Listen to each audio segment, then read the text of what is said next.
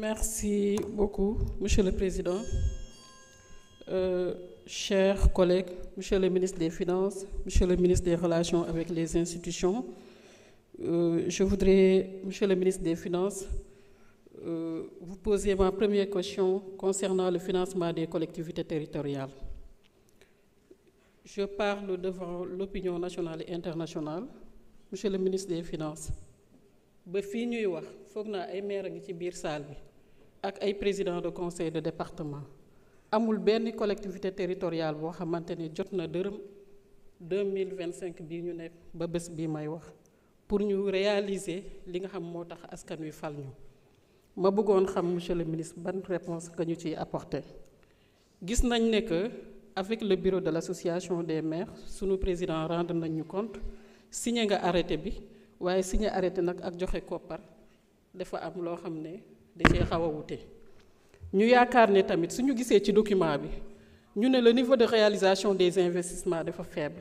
Je pense que contribution bi collectivité territoriale di def di tabax école di tabax poste de santé di tabax yeneen infrastructures sociaux de base yoo xamante ne loolu bu ñu koy capitaliser ci biir état taux d'investissement boobu lay dugg donc d'où l'intérêt vraiment ngeen génneel ñu koppar yooyu li des ci at bi ñu mun ci liggéey. Beneen mbir mi dégg naa sànq sunu benn collègue wax problème mu suuf bi nga xam ne moom la ay SNHLM am ak ñeneen ci affaire programme 100 000 logements. Programme 100 000 logements ni ko président Macky Sall tëggee woon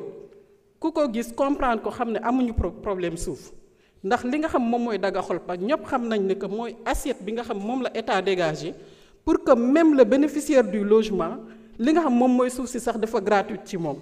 ba tax na tey banque bi bu mu waree financer ki nga xam moom mooy acquéreur bi garantie de premier rang boobu noonu suuf soosu ci la bokk. Donc SNHLM je parle haut et fort en connaissance de cause muy SICAB ak ñeneen amuñu problème suuf et je pense que les bailleurs étaient même là ñëpp avec la Banque mondiale pour accompagner le programme des 100 000 logements soit avec la SAFRU soit avec le FONSIS wala avec le FONGIP. Leneen li nga xam ne moom laa ci bëgg a wax. Monsieur le ministre des Finances, Premier ministre ñëw na fii ma laaj ko ko ñun dañu dëkk région de Fatick département de Fatick ñun ñu ngi gis ne que Sangomar pétrole bi ñu ngi koy exploiter ñu ngi koy jaay amul benn population bu mën a wax ne que lii la ñu am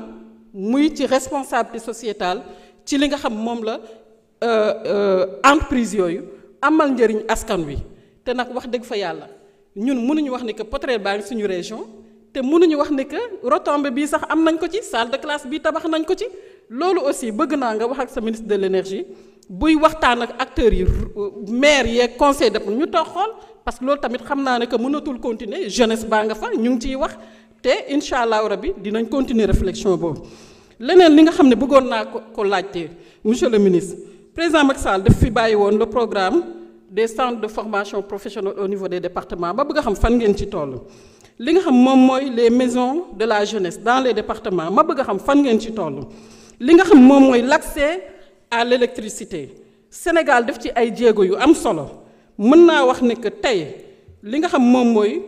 taux bi nga xamante ne moom mooy le taux dans le monde rural mu ngi ci 65,3%. Dans le milieu urbain mu ngi ci 97%. am na disparité monsieur le ministre ndax boo waxee 97% ñëw ci 64% ci kaw gi ñun soxlawaat nañ programme yi nga xam ñoom ñoo nekkoon ci àll bi di ñu andi courant di ñu andi ndox programme yooyu dañu bëgg mu reprendre. leneen li nga xam ne moom laay waxaat tamit mooy la maison des Nations Unies gisoon nañ ne que président Macky Sall avant mu fi jóge inauguré nañ ko ba ñi nga xam moom mooy le système des Nations Unies ñu bëri tëj nañ seen agence ba arrêté woon seen loyer ba war a déménager. ñu bëgg a xam lan moo waral ba tey ñooñu mënuñu rejoindre fi nga xam moom mooy Diamniadio hôpital Dantec monsieur le ministre bëgg nañu xam niveau de réalisation fan la toll ak li nga xam moom la population yi di xaar parce que ñëpp xam nañ Dantec taux de prise en charge en matière de santé fu mu tolloon. feneen fi nga xam ne foofu laay mujjee dama ko daan wax président Malick Ndiaye bu mu nekkee ministre des transports ñun benn yoon lañ am ci biir région de Fatick yoon boobu bu ñu ko defaree ñu ne gongo muy Kër Martin Diohine waxal jàmm xëy na dinañ ñu yéen a ko tàmbale woon yéen a ko yéexal waaye ba tey rek yéen a fi nekk bëgg nañ ngeen jàppale ñu ci ba yoon boobu incha allah mu mun a doon yoon boo xam ne dafay praticable. leneen li nga xam ne aussi bëggoon naa koo jeexale muy la couverture maladie universelle am na ku wax léegi problème bourse familiale yi bourse yooyu jàppale leen ci mu reveniraat ndax we andoona yee den ndefu koɓale a soxla'aayo bourse kene a soxla'aayo o wod a soxla'aayo o ɓaal a soxla'aayo ke andoona yee ten refu a ɗat a paax fo santé fo fop jërë ngeen jëf. Jokko njal.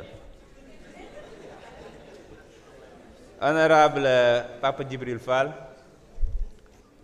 Ousmane Diop se prépare.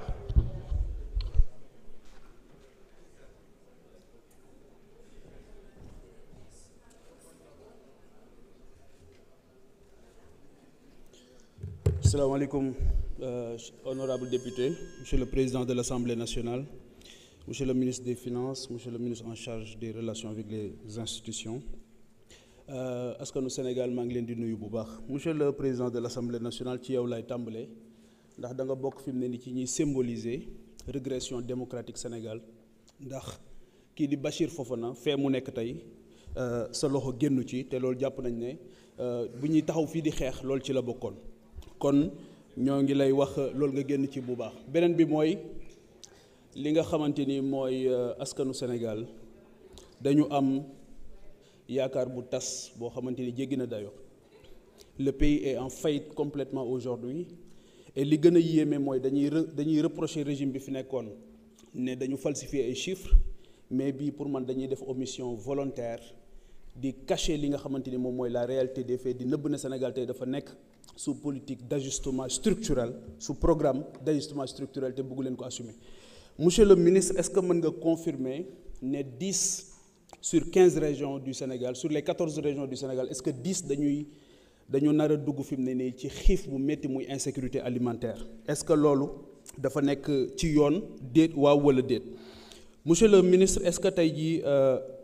secteurs yi nga xamante ni dañu waroon a relancer suñu économie muy une véritable stratégie de relance de l'économie lu ci mel ni le BTP ndax mën nañu xam loi de finances rectificative bi les détails des sommes destinées au remboursement de la dette intérieure du BTP et surtout les délais de mise en œuvre beneen bi mooy est-ce que LFR bi dina prévoir des investissements au niveau des infrastructures parce que bâtiment bi li ci aju dafa bari te tey bâtiment boobu xam nañ ne taxaw na homme d'affaires yi nga xamante ni ñoo ci waroon a nekk di ci liggéey ku ci xëyul primature rang bay bëgg a dee pour gis le premier ministre ñu boole la ak un CT boo xamante ni du mën a jël en charge ses préoccupations ku ci loolu dalul yaa ngi buntu DGID avec un harcèlement fiscal qui ne dit pas son nom wala soit nga jël say bagages génn Sénégal loolu mooy la réalité la triste réalité aujourd'hui donc jàpp naa ne aujourd'hui LFR bi dafa waroon a ñëw sur une véritable stratégie de relance de l'économie et ce n'est pas le cas malheureusement donc dañu gis benn absence d'ambition de vision boo xamante ni jéggi na dayoo donc malheureusement dañu nekk di confondre stabilité et immobilisme am na honorable député bu ko wax léegi ne on a reçu les satisfactions du FMI justement dañ doon reprocher régime yi fi jaar ne bu ku fi bëgg ngërëmal banque mondiale ak FMI mooy sa réew du dem ci kanam et aujourd'hui malheureusement damay dégg ay députés yoo xamante ni révolutionnaire entre guillemets yuy wax ne FMI ak FMI félicité nañu c'est incroyable c'est pas possible justement félicitations yooyu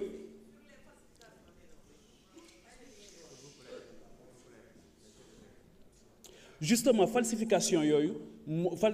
maanaam falsification manque d'ambition boobu ak de vision boobu dafa répercuter wu dans tous les secteurs de la vie économique et sociale la jeunesse aujourd'hui on n'en parle pas jeunesse bi kenn jëlul ay ses préoccupations dàq nañ plus de 30 000 personnes ci seen liggéeyukaay mbay mi sonn nañ santé bi sonn nañ maa ngi nii ci biir réew mi laa jóge naa dem naa ci dëkk yoo xamante ni c'est la catastrophe du point de vue de la carte sanitaire te yooyu c'est pas aujourd'hui au cœur du débat